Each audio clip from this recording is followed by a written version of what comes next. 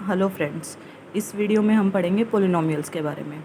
तो हम पोलिनोमियल्स में जौन जौन सी टर्म्स को डिस्कस करने वाले हैं उनमें से है कांस्टेंट, दूसरी है वेरिएबल, तीसरी हम पढ़ेंगे अलजेब्रिक एक्सप्रेशंस और पोलिनोमियल्स के बारे में, फोर्थ हमारी होगी टर्म्स और उनके कोफिशिएंट्स, फिफ्थ हम पढ़ेंगे डिग्री और उनकी कांस्टेंट टर्म्स, और सिक्स्थ हम पढ़ेंगे क्लासिफिकेशन ऑफ पोलिनोमियल्स। तो सबसे पहले हम बात करते हैं कांस्टेंट की। तो कांस्टेंट होते क्या हैं? कांस्टेंट का मतलब होता है एनी फिक्स्ड वैल्यू, मतलब कोई भी वैल्यू जो बिल्कुल फिक्स है अपने आप में और वो चेंज नहीं हो सकती, उसे हम क्या कहेंगे? कांस्टेंट कहेंगे। जैसे कि हमारे पास है 2/3। 2/3 जो वैल्यू है ये अपने आप में फिक्स है, तो इसे हम क्या कहेंगे? कांस्टेंट कहेंगे। अगर मैं लिखती हूँ √5, तो √5 इज़ ऑल्सो ए कांस्टेंट। अगर मैं लिखती हूँ √7, √7 भी क्या है? एक तरीके का कांस्टेंट है। अगर इसका ही हम दूसरा एग्जांपल लें, सपोज़ करिए ये हमारे पास एक सर्कल है, इस सर्कल का सेंटर है C और इस सर्कल का रेडियस है R, और अगर मुझे इस सर्कल की सर्कमफ्रेंस फाइंड आउट करनी है तो मैं फॉर्मूला यूज़ करती हूँ 2πr। अब इस सर्कमफ्रेंस के फॉर्मूले में 2 और पाई दोनों ऐसी टर्म्स हैं जो हमेशा फिक्स रहेंगी, तो इस केस में जो 2π है वो हमारा क्या हो जाएगा? कांस्टेंट हो जाएगा। तो ये तो था कांस्टेंट के बारे में। नेक्स्ट है हमारे पास वेरिएबल।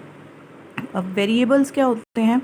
वेरिएबल्स होते हैं जिनकी वैल्यू कभी भी फिक्स नहीं होती, whose value is not fixed. मतलब कोई भी ऐसे टर्म जिसकी वैल्यू कभी भी फिक्स ना हो, हमारे हिसाब से फिक्स ना हो, उसे हम क्या कहेंगे? वेरिएबल कहेंगे। अब अगर इसी सर्कल वाले एग्जांपल के केस में देखें, जिसका सेंटर C था और रेडियस R था, इस केस में सर्कमफ्रेंस क्या थी हमारे पास? 2πr। तो यहाँ 2π तो हमारे पास कांस्टेंट था, लेकिन r जो हमारे सर्कल का रेडियस है वो हर बार अलग होगा। जैसे कि अगर मैंने r की वैल्यू 1 रखती हूँ तो मेरी सर्कमफ्रेंस हो जाएगी 2π। अगर मैं r की वैल्यू 2 रखती हूँ तो मेरी सर्कमफ्रेंस कितनी हो जाएगी? 4π। तो जब जब मैंने r को चेंज किया, मेरी सर्कमफ्रेंस पे क्या हुआ? चेंज आया। तो यहाँ हम कह सकते हैं जो हमारा रेडियस है सर्कमफ्रेंस के लिए वो कैसा है? एक वेरिएबल है। तो ये हमने पढ़े कांस्टेंट और वेरिएबल के बारे में। नेक्स्ट है हमारे पास अलजेब्रिक एक्सप्रेशन। अब algebraic expressions,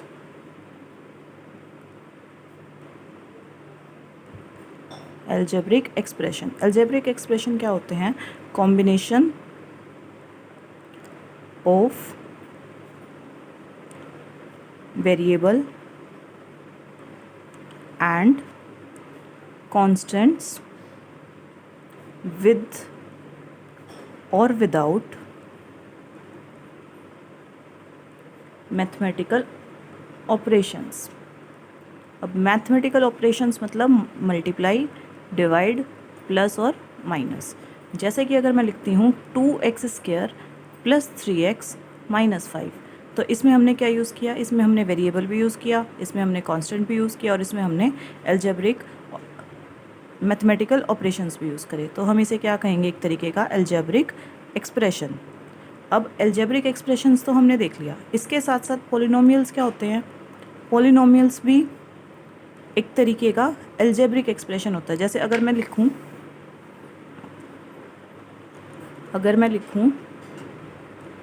2x⁴ + 3x³ + 2x² - 4x + 5, तो ये भी मेरे पास क्या है? एक तरीके का एक्सप्रेशन है, और इसे हम पॉलिनोमियल भी कह सकते हैं।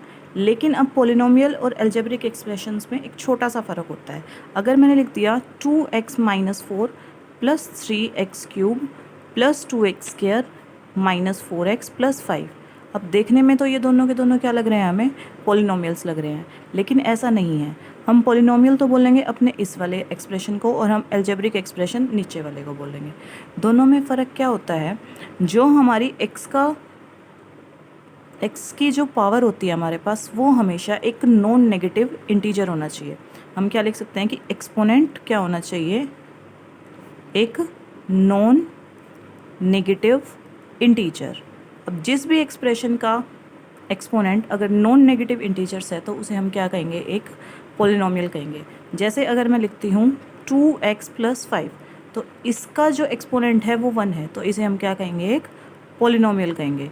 लेकिन अगर मैंने लिख दिया 2x⁴ + 3, तो इसका जो है एक्सपोनेंट है वो एक नॉन नेगेटिव इंटीजर नहीं है, तो हम इसे क्या कहेंगे, अलजेब्रिक एक्सप्रेशन कहेंगे। तो ये तो जो हमारे बीच बेसिक डिफरेंस होता है हमारे पॉलिनोमियल और हमारे अलजेब्रिक एक्सप्रेशन के बीच में। अब जो नेक्स्ट पॉइंट था हमारे पास वो था टर्म्स ऑफ पॉलिनोमियल। पॉलिनोमियल की टर्म्स क्या होती हैं? अब देखिए हमने एक पॉलिनोमियल लिया 2x raise to the power 4 plus 3x cube plus 2x square minus 4x plus 5। अब इस पॉलिनोमियल्स की टर्म क्या होंगी? इनको हम लिख सकते हैं 2x raise to the power 4, 3x cube plus comma 2x square comma minus 4x comma 5। ये जब हमने इनको सेपरेट कर करके लिख दिया तो ये हमारे पॉलिनोमियल की क्या हैं, टर्म्स हैं। जैसे अगर मैंने लिखा 2x प्लस 5 एक पॉलिनोमियल था, इस पॉलिनोमियल की टर्म्स क्या हो जाएंगी, एक हो जाएगी 2x और एक हो जाएगी 5। अगर मैं लिखूँ रूट x प्लस 1 तो रूट x प्लस 1 की टर्म क्या होगी? अब अगर हम देखें तो रूट x को हम लिख सकते हैं x raise to the power 1/2 plus 1। तो 1/2 तो हमारे पास इंटीजर ही नहीं है, तो हम क्या लिख सकते हैं कि ये जो नंबर है हमारे पास ये एक पॉलिनोमियल है ही नहीं, तो this is not an polynomial. अगर पॉलिनोमियल ही नहीं है तो टर्म के बारे में हम बात कर ही नहीं सकते यहाँ पे। अब ये तो हमने पढ़ा टर्म्स ऑफ पॉलिनोमियल के बारे में। अब हम बात करते हैं कोफिशिएंट ऑफ टर्म्स। अब कोफिशिएंट ऑफ टर्म्स क्या होता है? वो न्यूमेरिकल वैल्यू जो हमारे वेरिएबल के साथ लिखी हो। जैसे अगर हमने लिख दिया टर्म, हमारे पास एक टर्म है 2x raise to the power 4, तो इसका कोफिशिएंट क्या हो जाएगा, 2। अगर मैं लिखती हूँ 3x rays to the power 3 तो इसका कोफिशिएंट क्या हो जाएगा, 3। लेकिन अगर मैं लिखती हूँ -4x तो इसका कोफिशिएंट हो जाएगा -4।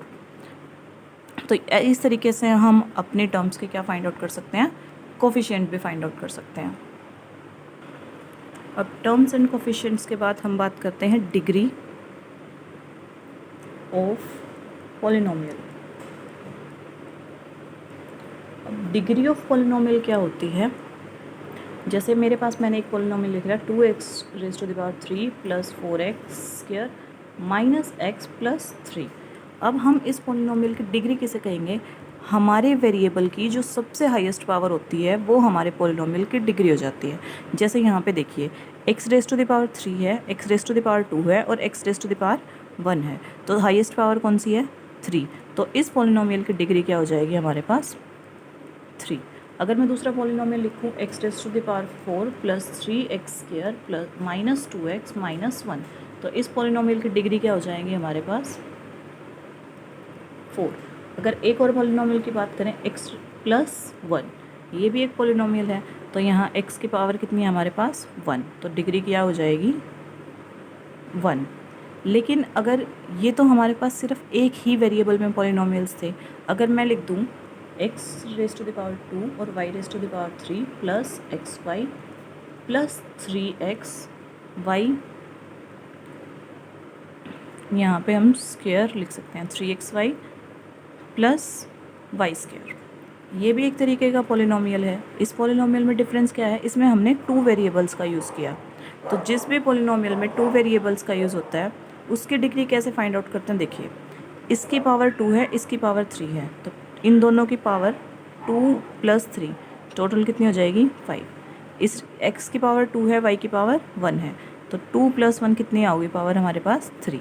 x की पावर 1 है, y की पावर 1 है, तो इन दोनों 1 प्लस 1 कितना आ गया, 2, और यहाँ y की पावर कितनी है, 2। तो अब इन पावर्स का सम करने के बाद हम चेक करेंगे कि हाईएस्ट पावर कौन सी है, हाईएस्ट पावर है 5, तो हमारे जो पॉलिनोमियल की डिग्री है वो क्या हो जाएगी, 5। अब अगर मैं एक और एग्जांपल ऐसा ही लूँ बिल्कुल सिमिलर, मैंने लिखा x की power 3 y raise to the power 4 plus x raise to the power 2 y raise to the power 3 plus x raise to the power 2 y raise to the power 1 plus xy। तो हम क्या करेंगे, सबसे पहले इनकी powers का सम करेंगे, तो 3 प्लस 4 कितना आ गया, 7, 2 प्लस 3 कितना आ गया, 5, 2 प्लस 1 कितना आ गया, 3, और 1 प्लस 1 कितना आ गया, 2। तो यहाँ पे जो हाईएस्ट पावर है वो कितनी है, 7। तो हमारे इस पॉलिनोमियल की डिग्री कितनी हो जाएगी, 7। तो ये तो थी हमारे पास डिग्री ऑफ पॉलिनोमियल। अब हमारे पास 2 पॉइंट्स हैं, एक तो होता है कांस्टेंट पॉलिनोमियल, एक हमारे पास होता है ज़ीरो पॉलिनोमियल। कांस्टेंट पॉलिनोमियल देखिए, इसमें कांस्टेंट आ गया मतलब वो टर्म जिसके साथ कभी भी कोई वेरिएबल नहीं होता। जैसे मैंने लिख दिया 7, तो 7 के पास कोई भी वेरिएबल नहीं है, तो ये हमारा किस तरीके का पॉलिनोमियल हुआ? कांस्टेंट पॉलिनोमियल हुआ। और जब हम कांस्टेंट पॉलिनोमियल की डिग्री की बात करते हैं तो वो होती है हमेशा 1। जैसे देखिए, अगर मैं लिखती हूँ 7 रेज़ टू द पावर,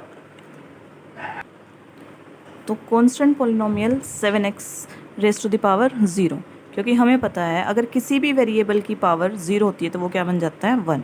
तो degree of a constant polynomial is always 0। Degree of a constant polynomial क्या होगी? 0 होगी। अब हम बात करते हैं ज़ीरो पॉलिनोमियल की। तो ज़ीरो पॉलिनोमियल मतलब जिस पॉलिनोमियल का कोफिशिएंट क्या हो? 0 हो। तो 0 इंटू एक्स की पावर 1 लिख सकते हैं, तो भी हमारा पॉलिनोमियल कैसा रहेगा? 0 रहेगा। अगर मैं लिखूँ 0 into x raise to the power 2, तो भी हमारा पॉलिनोमियल कैसा रहेगा? 0 रहेगा।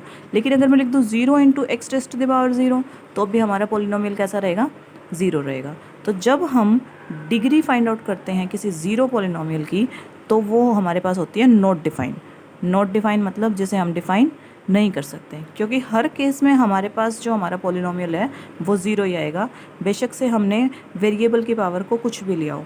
तो ये बात हम ध्यान रखेंगे कि degree of a zero polynomial is not defined and degree of a constant polynomial is 0। अब डिग्री ऑफ पॉलिनोमियल्स के बाद हम पढ़ते हैं क्लासिफिकेशन ऑफ पॉलिनोमियल्स। हम अपने पॉलिनोमियल्स को दो तरीके से क्लासीफाई कर सकते हैं, दो बेसिस पे हम इसको क्लासीफाई करते हैं। सबसे पहला होता है on the basis of degree, दूसरा होता है on the basis of terms. तो सबसे पहले हम अपने पॉलिनोमियल्स को क्लासीफाई करेंगे on the basis of degrees. तो फर्स्ट है on the basis of degrees, degree. तो मैं यहाँ पे 3 पॉलिनोमियल लेती हूँ। सबसे पहले मैंने लिया 7x+1, दूसरा मैंने लिया 7x² + x+1, तीसरा मैंने ले लिया 7x⁻³ + x² + x+1, और मैंने लास्ट पॉलिनोमियल ले लिया 8x⁴ + 3x⁴ × 2x² - x - 1। तो सबसे पहले डिग्री के बेसिस पे चेक करेंगे तो इस पॉलिनोमियल की डिग्री कितनी है? 1। तो इस पॉलिनोमियल का हम नाम लिखेंगे, वो होगा लीनियर पॉलिनोमियल। तो जिस भी पॉलिनोमियल की डिग्री क्या हो? 1 हो, उसे हम क्या कहते हैं? Linear polynomial. सेकंड वाले में चेक करेंगे तो इस पॉलिनोमियल की डिग्री कितनी है? 2, क्योंकि यहाँ पे x की हाईएस्ट पावर कितनी है? 2। तो जिस पॉलिनोमियल की डिग्री 2 होती है उसे हम कहते हैं क्वाड्रेटिक पॉलिनोमियल।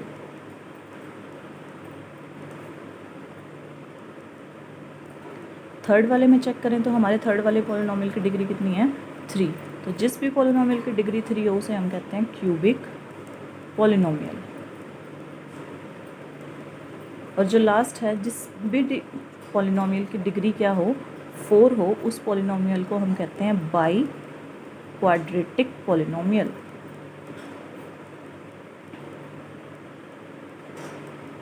तो हमने इसमें क्या देखा? डिग्री 1 वाले पॉलिनोमियल को कहेंगे लीनियर पॉलिनोमियल, डिग्री 2 वाले पॉलिनोमियल का कहेंगे क्वाड्रेटिक पॉलिनोमियल, डिग्री 3 वाले पॉलिनोमियल को कहेंगे क्यूबिक पॉलिनोमियल, और डिग्री 4 वाले पॉलिनोमियल को क्या कहेंगे? By quadratic polynomial. यहाँ बाई क्वाड्रेटिक क्यों बोला? क्योंकि हमारे पास डिग्री कितनी है? 4, मतलब x⁻⁴ है। इसे हम क्या लिख सकते हैं? x का स्क्वायर और होल का स्क्वायर। तो हमारे पास यहाँ क्वाड्रेटिक टर्म्स कितनी बनी? एक तो ये क्वाड्रेटिक बन गई, एक ये क्वाड्रेटिक बन गई। तो जब दो क्वाड्रेटिक मिलती हैं तो उसे क्या बोलते हैं हम? By quadratic. अब हम ये तो हमने देखा on the basis of degree. Second में हम पढ़ेंगे on the basis of terms. तो टर्म्स के बेसिस पे पॉलिनोमियल्स के लिए मैं फिर से कुछ एग्जांपल्स लिखती हूँ। सबसे पहले मैंने लिख दिया 7x, दूसरा मैंने लिख दिया 7x² + x, तीसरा मैंने लिख दिया 7x² + x + 1। तो इस पॉलिनोमियल की अगर हम बात करें तो इसमें कितने टर्म है, 1, तो इसका जो नाम होगा वो होगा मोनोमियल। तो जिस भी पॉलिनोमियल में सिर्फ एक सिंगल टर्म हमें गिवन हो उस पॉलिनोमियल का नाम हम लिखते हैं मोनोमियल। इस पॉलिनोमियल में हमारे पास हैं 2 टर्म्स, पहली टर्म है 7x², दूसरी टर्म है x। तो इस पॉलिनोमियल का हम क्या नाम रखेंगे, बायोनोमियल।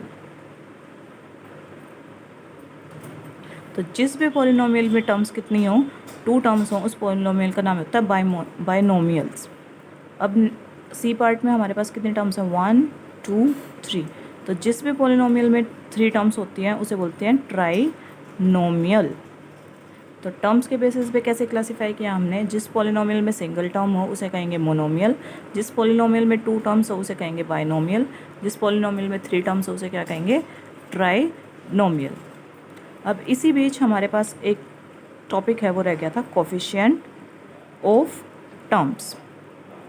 कोफिशिएंट ऑफ टर्म्स क्या होती है, जो वेरिएबल के साथ में एक कांस्टेंट टर्म दी गई हो उसे हम उस वेरिएबल का क्या कहेंगे, कोफिशिएंट कहेंगे। जैसे मैंने लिखी एक टर्म 7x, तो यहाँ पे x के साथ कौन सी टर्म लिखी हुई है, 7, तो ये इसका क्या हो गया, कोफिशिएंट हो गया। अगर मैं बात करूँ 7x² की, तो x² का कोफिशिएंट भी क्या होगा, 7 होगा। अगर मैं बात करूँ x के कोफिशिएंट की, इस वाले केस में तो x का कोफिशिएंट कितना हो जाएगा, 1 हो जाएगा।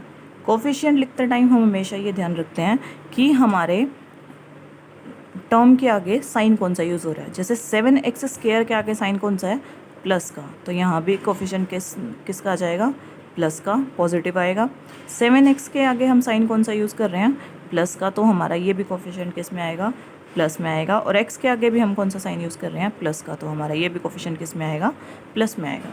अब इसी तरीके से अगर हमारे पास एक पॉलिनोमियल दिया होता -2x² + 3x + 1, और मुझे चेक करना है x² का कोफिशिएंट, तो x² का कोफिशिएंट क्या होगा, -2। अगर मैं बात करूँ x के कोफिशिएंट की, तो x का कोफिशिएंट कितना होगा, 3। लेकिन अगर मैं इसी वाले पॉलिनोमियल में x³ का कोफिशिएंट पूछूँ तो कितना आएगा, x³ का कोफिशिएंट आएगा हमारे पास 0। क्यों आएगा, क्योंकि हमारे पास तो x³ की टर्म गिवन ही नहीं है। तो अब हमने जो भी पढ़ा अभी तक, हम उसको कुछ एग्जांपल्स के थ्रू चेक करते हैं कि हमने कितना पढ़ लिया और हमें कितना आ गया। तो अब हम चेक करेंगे identify if it is a polynomial और नॉट। इनमें से हमें ये चेक करना है कि कौन सा पॉलिनोमियल है और कौन सा नहीं है। तो सबसे पहले हमें दे रखा है x⁻³ -3 + 2x - 1। तो हम चेक करेंगे क्या ये पॉलिनोमियल है। पॉलिनोमियल चेक करने के लिए हमें अपने पॉलिनोमियल की डिग्री चेक करनी है। तो अगर मैं इसको मान लूँ कि ये एक पॉलिनोमियल है, तो इस पॉलिनोमियल की डिग्री कितनी है, -3। लेकिन हमने क्या पढ़ा था, जो हमारे पास पॉलिनोमियल की डिग्री होती है वो कैसी होनी चाहिए, नॉन नेगेटिव इंटीजर। लेकिन यहाँ पे कैसी है, हमें नेगेटिव इंटीजर। तो ये क्या है, हमारे पास पॉलिनोमियल नहीं है। तो हम लिखेंगे this is not a polynomial. ऐसे ही हम अपने नेक्स्ट में चेक करेंगे x⁻² + 3x + 1। तो इस पॉलिनोमियल की डिग्री कितनी गिवन है हमें, 2। तो इसकी डिग्री कैसी है, एक नॉन नेगेटिव इंटीजर है। तो ये क्या है, हमारे पास एक पॉलिनोमियल है। इसके बाद हम चेक कर रहे हैं 4x⁻1/2 + x³ + 3। तो इसमें क्या है, x की पावर कितनी गिवन है हमारे पास, 1/2।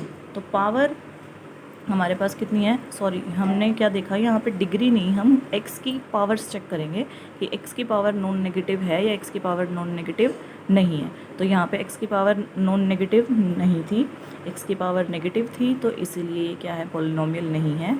यहाँ पे x की पावर जो 2 थी वो कैसी है, नेगेटिव नहीं है, तो इसीलिए ये भी क्या है, एक पॉलिनोमियल है। लेकिन अगर हम यहाँ चेक करें तो x की जो पावर है वो हमें क्या दे रखी है, 1/2 दे रखी है, जो 1/2 इज़ नॉट अ इंटीजर। तो ये भी क्या है, पॉलिनोमियल नहीं है। अब इसमें चेक करेंगे तो x⁻³ और x⁻1, तो ये दोनों कैसे हैं, नॉन नेगेटिव इंटीजर। तो हम इसको क्या लिखेंगे, पॉलिनोमियल लिखेंगे। उसके बाद क्या दे रखा है, देखो x⁻⁴, x⁻3, x⁻1। तो इसमें जो x⁻⁴ है वो हमें कितनी क्या गिवन है, हमेशा नॉन नेगेटिव इंटीजर। तो ये भी क्या हुआ, एक पॉलिनोमियल हुआ। अब इसके बाद हमारे पास कुछ एग्जांपल्स गिवन देखिए। हम इन्हीं एग्जांपल्स में से जो जो हमने पढ़ा उस सबको रिवाइज़ करते हैं। तो तो सबसे पहले हमारे पास एक पॉलिनोमियल है 2x³ + 3x + 1। इस पॉलिनोमियल्स में से हमने टर्म्स को अलग अलग करना है। तो इस पॉलिनोमियल्स में कौन कौन सी टर्म है? सबसे पहले तो है 2x³, दूसरी टर्म है 3x और तीसरी टर्म है 1। अब हम इन टर्म्स को क्या चेक करेंगे? इनके कोफिशिएंट्स फाइंड आउट करेंगे। तो फर्स्ट वाले वेरिएबल के साथ हमें क्या गिवन है? 2। तो x³ का कोफिशिएंट क्या हो जाएगा? 2। और x के साथ हमें क्या गिवन है? 3। तो x का कोफिशिएंट क्या हो जाएगा? 3। अब उसके बाद दे रखा है हमें बताना है ये कौन सा पॉलिनोमियल है on the basis of degree. तो इस पॉलिनोमियल की डिग्री कितनी है हमारे पास? 3। तो ये कौन सा पॉलिनोमियल हुआ? Cubic polynomial. और अगर हमें इसी पॉलिनोमियल को on the basis of terms define करना हो तो हम इसे क्या बोलेंगे? ट्राइनोमियल। इसके बाद हम बात करते हैं अपने सेकंड एग्जांपल की। सेकंड एग्जांपल है 3x² + 2x + 1। तो इस पॉलिनोमियल में टर्म्स हैं हमारे पास 3x², 2x और तीसरी टर्म है हमारे पास 1। तो इस पॉलिनोमियल के कोफिशिएंट क्या हो जाएंगे? 3 और 2। अगर हम इसको डिग्री के बेसिस पे डिफाइन करें तो इसकी डिग्री कितनी है? 2। तो ये कैसा पॉलिनोमियल बन गया? Quadratic polynomial. अब अगर इसी पॉलिनोमियल को हम टर्म्स के बेसिस पर डिसाइड करें तो इसमें कितनी टर्म है? 1, 2 एंड 3। तो ये किस तरीके का पॉलिनोमियल हो गया? ट्राइनोमियल। अब हम बात करते हैं अपने थर्ड एग्जाम्पल की। थर्ड एग्जाम्पल में हमें एक पॉलिनोमियल गिवन है 2x + 1। तो इस पॉलिनोमियल में कितने टर्म हैं? 2x और दूसरी है 1। कोफिशिएंट की बात करें तो कोफिशिएंट हो जाएगा x के साथ वाला कांस्टेंट नंबर 2। तो इस पॉलिनोमियल की डिग्री कितनी गिवन है हमारे पास? 1। और जिस पॉलिनोमियल की डिग्री 1 होती है हम उसे क्या कहते हैं? Linear polynomial. अब लीनियर पॉलिनोमियल तो ये है हमारा डिग्री के बेस पे। इसी पॉलिनोमियल को हम टर्म्स के बेस पर डिसाइड करेंगे तो हम ये कौन सा पॉलिनोमियल बन जाएगा? कितनी टर्म्स है इसमें? 2। तो ये बन गया बायनोमियल। अब बात करते हैं थर्ड एग्जाम्पल की। तो थर्ड एग्जाम्पल में देखो क्या है हमारे पास? टर्म है 22। 22 एक ही टर्म है हमारे पास और कोफिशिएंट भी कितना रहा होगा इसका? 22 ही रहा होगा। तो अगर एक टर्म है और बेसिस पे डिसाइड करेंगे तो इस सिंगल टर्म की जो डिग्री है वो क्या होगी? सबसे पहले तो अगर हम बात करें तो ये हमारा किस तरीके का पॉलिनोमियल है? Constant polynomial. और जब हम कांस्टेंट पॉलिनोमियल की जो डिग्री होती है वो क्या होती है? हमेशा 0। तो इस पॉलिनोमियल की डिग्री क्या हो जाएगी? 0। और अगर इसमें सिंगल टर्म है तो हम इसे क्या पढ़ेंगे? Linear polynomial. उसके बाद बात करेंगे हम अपने cx की, 6x की। तो 6x में टर्म कितनी है? एक ही टर्म है 6x। और 6x का कोफिशिएंट क्या हो जाएगा? 6 हो जाएगा। डिग्री कितनी है इसकी हमारे पास? 1। तो डिग्री के बेसिस पे अगर हम इसको डिवाइड करेंगे तो ये क्या बनेगा? Linear polynomial. यहाँ हमने गलती कर दी, यहाँ लीनियर पॉलिनोमियल नहीं आएगा, यहाँ आएगा मोनोमियल। तो जिस भी पॉलिनोमियल में सिर्फ सिंगल टर्म हो उसे हम क्या कहते हैं? मोनोमियल। ऐसे ही फिफ्थ में भी हमारे पास कितने टर्म्स हैं? एक टर्म है तो हम इसे भी क्या कहेंगे? मोनोमियल। अब सिक्स्थ जो है हमारे पास वो खुद ही 0 पॉलिनोमियल है। तो ये किस तरीके का पॉलिनोमियल हुआ? 0 पॉलिनोमियल। और 0 पॉलिनोमियल की डिग्री हमने बात करी थी तो इसकी डिग्री क्या हो जाएगी? Not defined. अब हम अपने लास्ट की बात करें तो लास्ट में क्या है? 2x⁴ + 3x + 1। टर्म्स कौन कौन सी हो जाएंगी? 2x⁴, 3x और 1। कोफिशिएंट की बात करें तो x⁴ का कोफिशिएंट क्या है? 2 है। x का कोफिशिएंट क्या है? 3 है। डिग्री के बेसिस पे बात करें तो इस पॉलिनोमियल की डिग्री है 4। और जिस पॉलिनोमियल की डिग्री 4 होती है उसे हम क्या कहते हैं? By quadratic polynomial. और टर्म्स कितनी है इसमें? 1, 2, 3। तो 3 टर्म्स वाले पॉलिनोमियल को हम क्या कहेंगे? ट्राइनोमियल। तो ये हमने आज जो पढ़ा ये था हमारा पोलिनोमियल का बेसिक इंट्रोडक्शन। ये आपका क्लास 9th में भी यूज़ होगा, ये आपका क्लास 10th में भी यूज़ होगा। और अगर आप किसी कॉम्पिटिटिव एग्ज़ाम्स की तैयारी कर रहे हैं तो उसमें भी आपकी ये बेसिक टर्म्स बहुत काम आने वाली हैं। आगे आने वाली वीडियोज़ में हम पोलिनोमियल्स के कुछ क्वेश्चंस करेंगे और उनसे रिलेटेड और ज़्यादा अच्छे से डीपली उनकी कुछ डेफिनेशंस, उनके कुछ टर्म्स, उनके कुछ कंसेप्ट्स को अपने आने वाली वीडियोज़ में आगे जाके पढ़ते जाएंगे। आज के लिए थैंक यू।